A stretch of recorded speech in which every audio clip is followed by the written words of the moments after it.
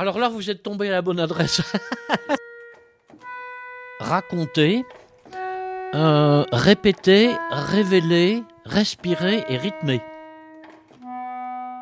Alors, à la lettre R, donc, j'ai entouré le verbe raconter. Raconter l'histoire, répéter. La connaissance, elle ne rentre à l'intérieur dans nos esprits et dans nos cœurs que dans la mesure où il y a cette savante et charismatique répétition. Moi, ça fait 30 ans que je pratique cette philosophie. Révéler.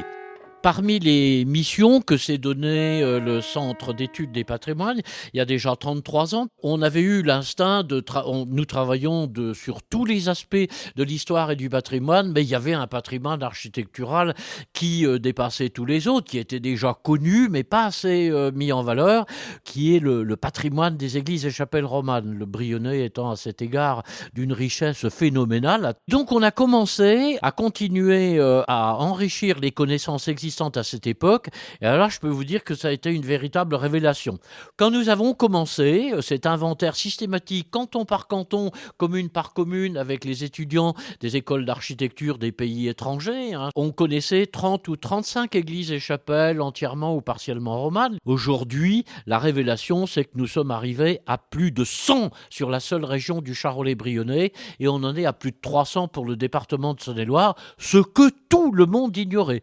Alors en termes de révélation ou de scoop, pour prendre le langage à la mode, c'est pas trop mal, je trouve. Patois est un mot systématiquement de dénigrement, comme si le patois, les langues régionales, étaient des espèces de sous-langues de gens sous-développés. Le patois, ou le parler traditionnel de ce coin du Brionnais, est une langue au sens complet du mot.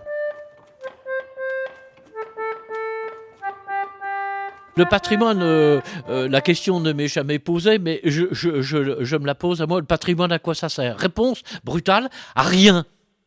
Sauf que si l'on enlève ce travail, de cet effort permanent, il faut s'arrêter un quart d'heure après sa mort, sur de connaissances, de transmission des connaissances, de réflexion sur le patrimoine, les enjeux du patrimoine dans le contexte du monde d'aujourd'hui qui est en plein bouleversement, c'est comme couper les racines d'un arbre. Une deuxième raison capitale à mes yeux, c'est que ne pas faire cet effort à travers les associations et plein d'autres gens, c'est premièrement respecter les générations qui nous ont précédés. Si, imaginons par la négative qu'on cessait cet effort de connaissance, de transmission, de réflexion sur le patrimoine légué par les générations précédentes, l'humanité va perdre l'aiguille de la boussole et ça va partir dans tous les sens. C'est déjà le problème d'aujourd'hui.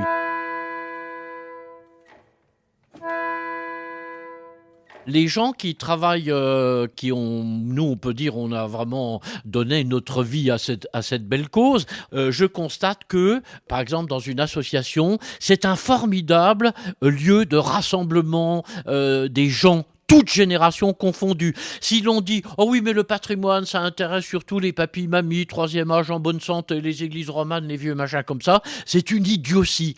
Si nous sommes bons pédagogues et que vraiment le patrimoine devienne quelque chose de riche dans notre tête et dans notre cœur, eh bien les enfants, les adolescents vont nous suivre.